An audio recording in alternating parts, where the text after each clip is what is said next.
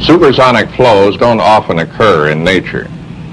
They do occur in wind tunnels like this one at MIT. We're going to look at some effects of compressibility which have to be taken into account whenever we try to produce or control a supersonic flow. The heart of the problem is the behavior of a compressible gas flowing at high speed through a converging, diverging nozzle. We'll begin with the phenomenon of choking, or sonic flow at a throat. We'll encounter shock waves and expansion waves when we come to the supersonic part of the flow.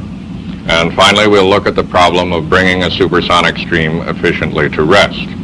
Because we want to see the whole flow at one time, it's more convenient to demonstrate the same effects in this small channel.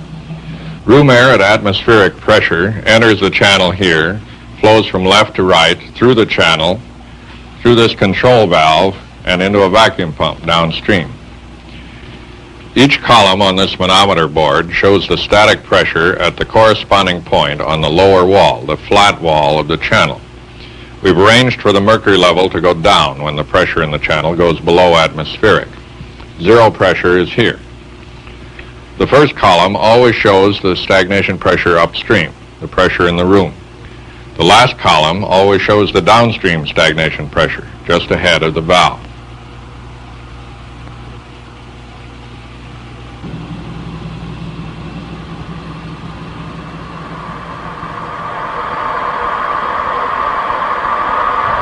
At low rates of flow, the pressure is nearly symmetrical around the point of minimum area, called the throat.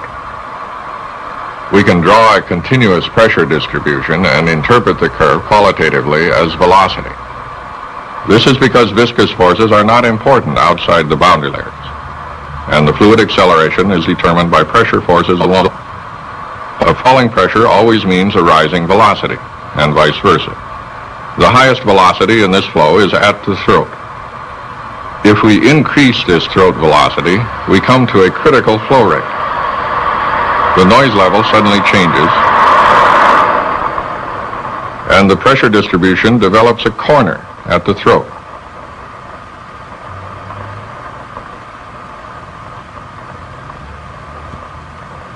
As we continue to open the valve, the symmetry disappears. Notice that the pressure and velocity upstream of the throat are not changing.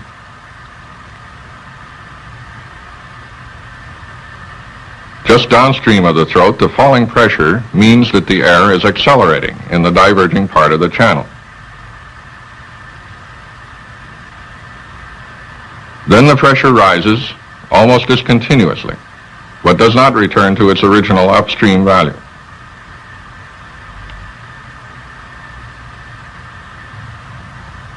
We can see what is happening in the channel by using a Schlieren optical system to make density variations visible. The mild boiling motion is turbulence in the room outside the channel.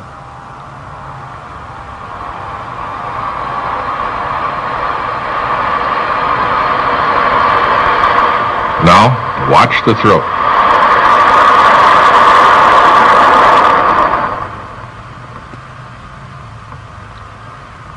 As the noise changes, a shock wave appears at the throat and moves into the diverging part of the channel. The position of the shock wave matches the discontinuity in pressure.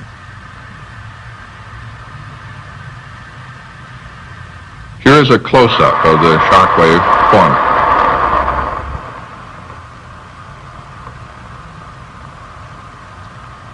The appearance of a shock wave in the channel means that the flow is locally supersonic.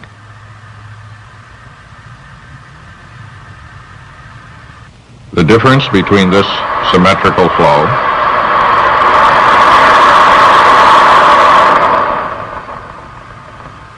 and this unsymmetrical one is that now the velocity is sonic at the throat.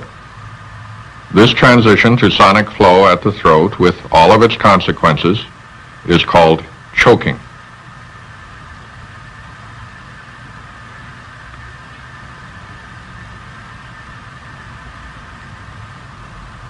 To see why choking plays an important part in compressible channel flow, let's look at the one-dimensional momentum equation for steady flow without viscosity. Notice that changes in pressure and velocity always have opposite sign, no matter what happens to the density. We have already used this fact to interpret our manometer. Here is the same equation rewritten for the special case of reversible adiabatic flow. M is the Mach number, the ratio of the velocity of the fluid to the local speed of sound.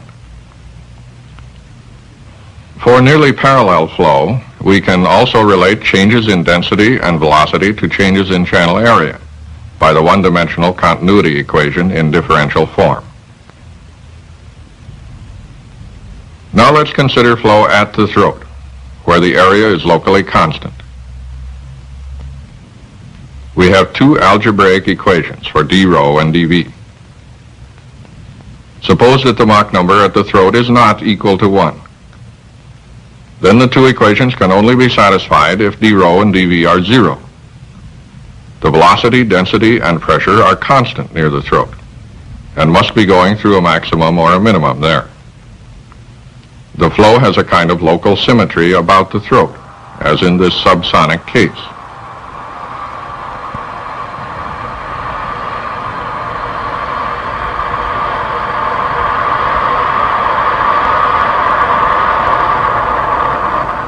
Now suppose that the Mach number at the throat is equal to 1. This is the special case we have called choking. The two equations are now identical. Since both d rho and dV cannot be determined from a single equation, they need not now be 0 at the throat. The velocity, density, and pressure can increase or decrease continuously through the throat, and the flow need not be symmetrical. In particular, the highest velocity need not occur at the throat. To illustrate these ideas and test the accuracy of the one-dimensional approximation, we have computed some theoretical pressure curves for our channel. The intersection of the curves marks the conditions for which air, accelerating from rest, should reach sonic speed. Note that the decrease in sound level coincides with a change from a symmetrical flow to an unsymmetrical one, as the flow goes sonic at the throat.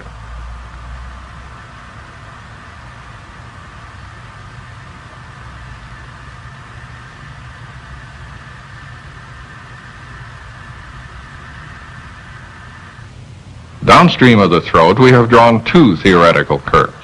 The upper branch is subsonic, with the Mach number decreasing from 1 toward 0 as the channel area increases. The flow behaves qualitatively as if the density were constant, so that continuity is satisfied to a first approximation by a balance between area and velocity. In a subsonic flow, the velocity goes down as the area goes up.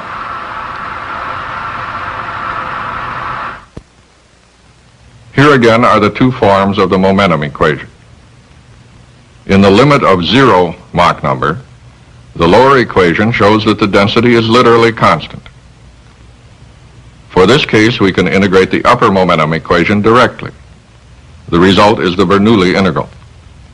And we can compute a theoretical pressure distribution for a given flow rate.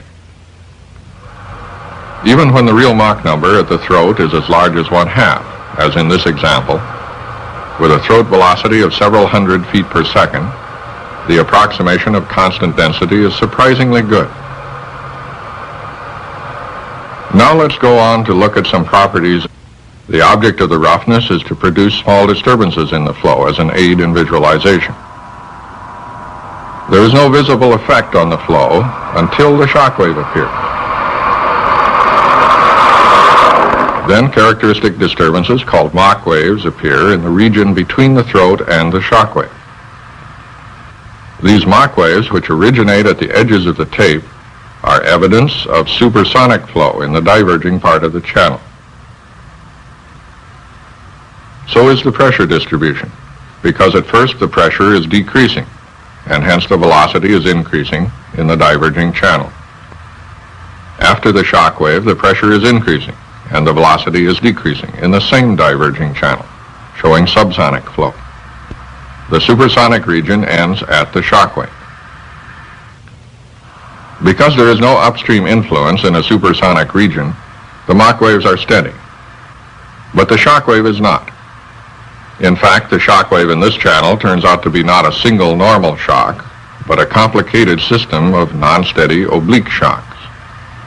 The boundary layers are separating from the walls of the channel. This is because certain viscous effects are exaggerated when we make our channel small enough to fit into our Schlieren beam.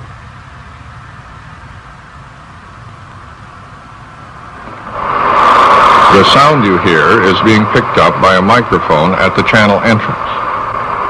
Noise from the valve and piping can only propagate upstream to the entrance if the entire flow is subsonic.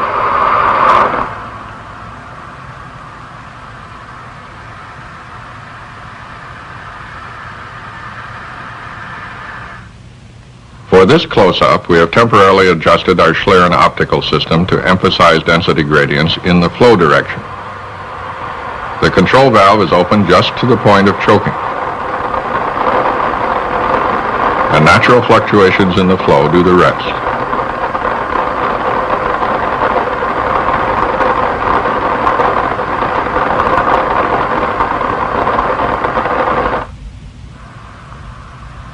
Thus, the Mach waves, the low sound level, and the pressure distribution all confirm that the lower theoretical branch downstream of the throat is supersonic, with the Mach number increasing from 1 as the channel area increases.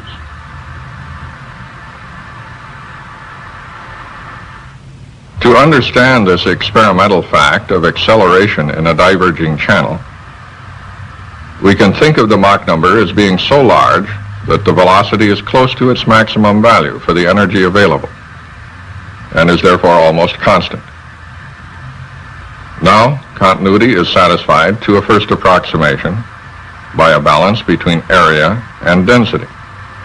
The density goes down as the area goes up. The gas expands to fill the channel. For steady acceleration from subsonic to supersonic velocity, the area of our channel or of any stream tube must first decrease and then increase. There must be a throat. Since the fluid is accelerating at this throat, the Mach number there must be equal to 1, and the channel is necessarily choked. When the channel is choked and we change the downstream pressure with our control valve, we move the shock wave, but there is no other influence on the upstream flow. Because the area, pressure, velocity, and density are all fixed at the throat, so is the mass flow. We can think of a choke channel as a device for maintaining a specified mass flow from a reservoir at constant pressure and temperature. Even if we cut away the wall at some point after the throat, we don't change the mass flow in a choked channel.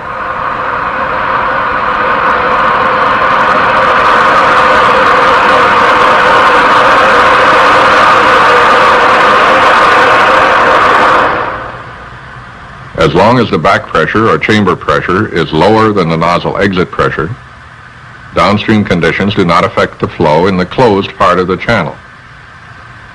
When the back pressure is low, as it is here, we say that the nozzle is underexpanded. For this experiment, there is no tape on the walls. All of these waves arise from the pressure discontinuity at the corner. The Mach number is about 1.2 at the nozzle exit, and the flow is adjusting itself to low back pressure through an expansion wave. This is an ordinary air hose from a machine shop. When we look at the jet with our Schlieren optical system, we find a typical pattern of expansion and compression waves. These waves are the mechanism of adjustment to the ambient pressure.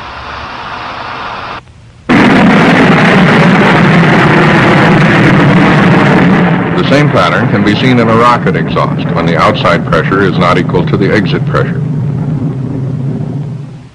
At very high altitudes, a poor match in pressure is unavoidable. and the expansion wave at a nozzle exit may turn the flow through a spectacular angle.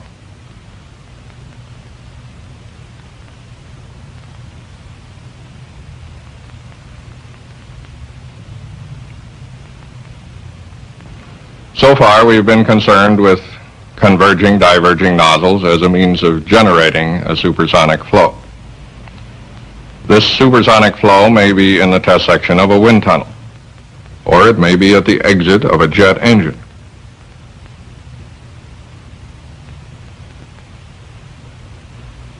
Or the supersonic flow may be at the exit of a rocket nozzle.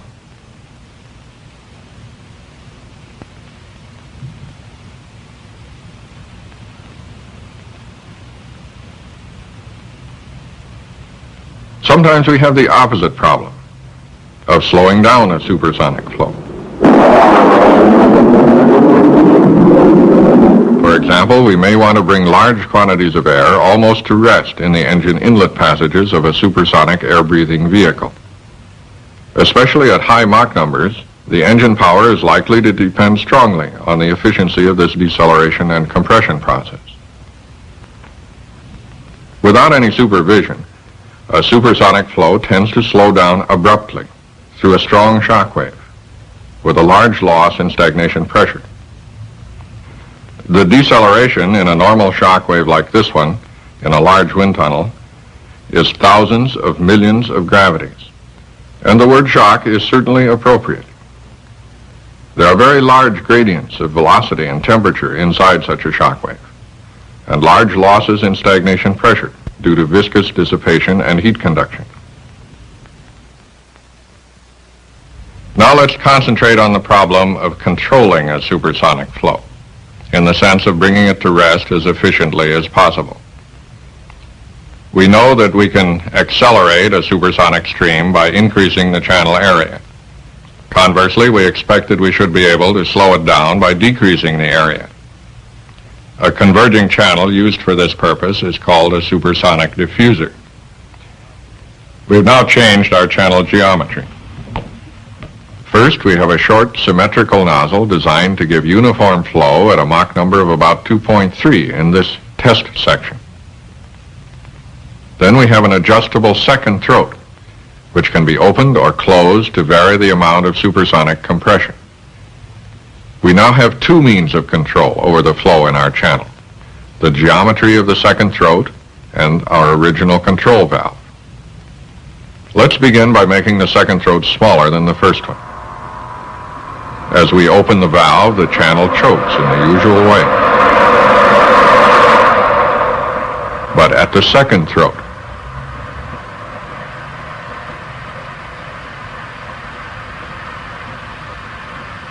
the upstream flow is subsonic and independent of downstream conditions. All that we can do with our control valve is to move the terminal shock wave without affecting the flow upstream.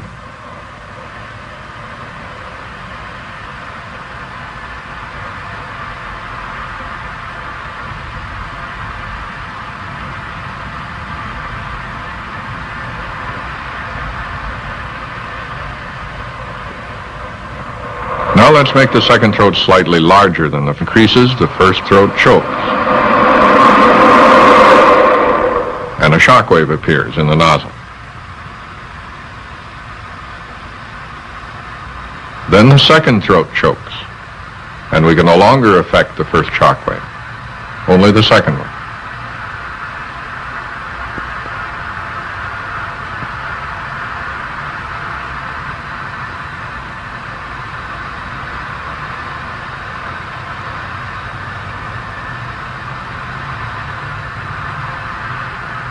The channel is now said to be blocked, with the first shock wave trapped in the supersonic nozzle.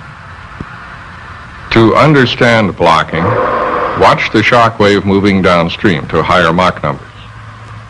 The dissipation in the shock wave is increasing, and the downstream stagnation pressure and density are decreasing.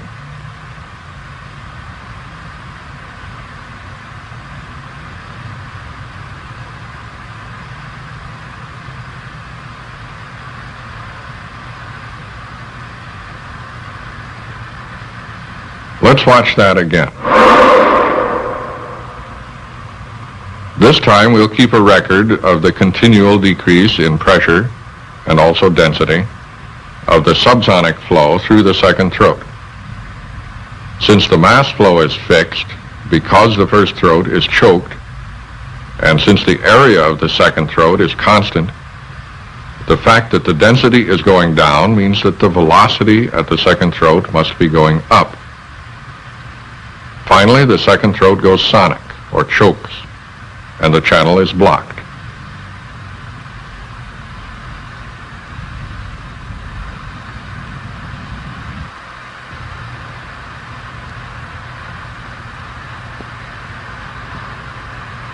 Now let's use our second means of control over the flow by changing the area of the second throat while the channel is blocked.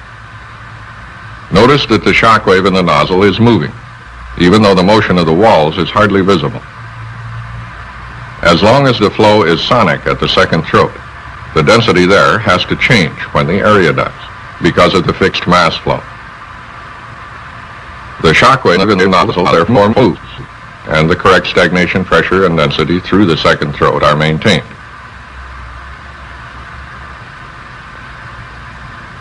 To avoid blocking our channel, we have to open the second throat a little more so that it will not choke even for the strongest possible shock wave at the test section Mach number of 2.3.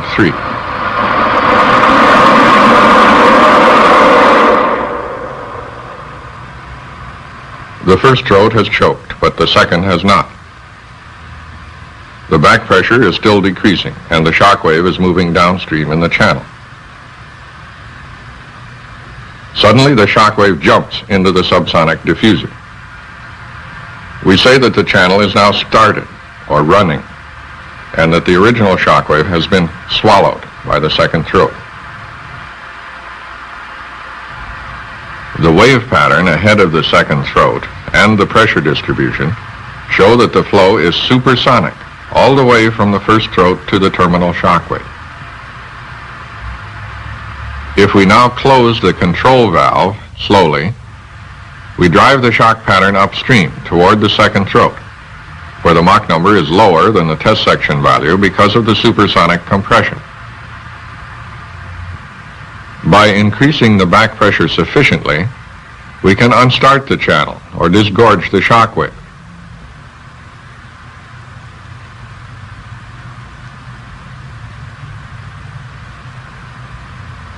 And we can restart by again opening the valve. When the channel is running, we expect to be able to reduce the area of the second throat, because now there is no strong shock wave in the nozzle to degrade the stagnation pressure of the flow. But when we try this, the flow becomes blocked almost immediately.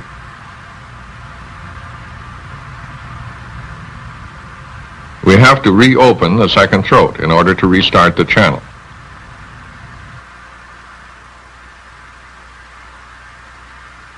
In this close-up, we can see part of the reason why we cannot close the second throat to the same area as the first one.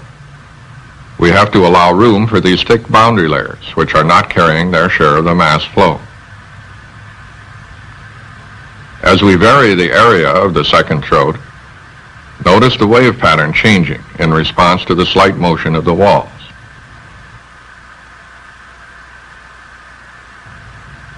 It's possible to calculate from the wave angle that the Mach number in the test section is about 2.1, while the lowest Mach number we can get at the second throat is about 1.4. This time, watch the manometer as the second throat is closed to block the channel. Note the similar pressure distributions at the two throats.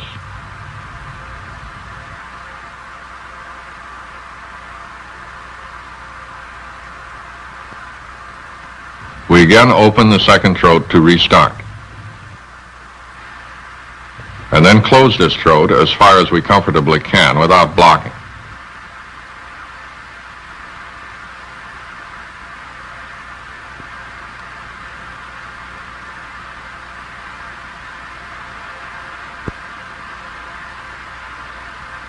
Finally, we take advantage of the supersonic compression by closing the control valve a little to move the terminal shock pattern upstream to a lower Mach number. Notice the downstream stagnation pressure increasing. Now we have reached an optimum running condition with a relatively low dissipation of energy. The advantage of using an adjustable second throat to control the airflow is that the stagnation pressure losses and hence the power required to run the channel can be reduced below the requirement for starting. Here we are looking down the throat, so to speak, of an engine inlet designed to operate at Mach numbers up to 3.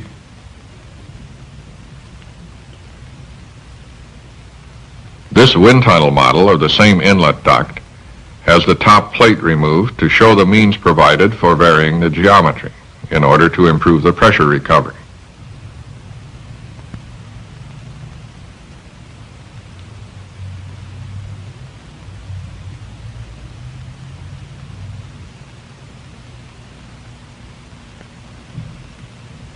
Since the supersonic flow is provided by the relative motion, the inlet duct corresponds to our second throat.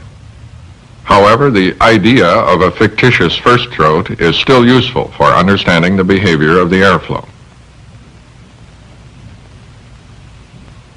In summary, we have seen 3 important phenomena which occur in adiabatic channel flow. Choking implies sonic flow at a throat with an upstream flow which is independent of downstream conditions. Blocking implies choking at 2 throats in succession, with the second throat area too small. Starting implies swallowing of a shock wave and is a necessary step in the achievement of supersonic compression or diffusion in channel flow of a compressible fluid.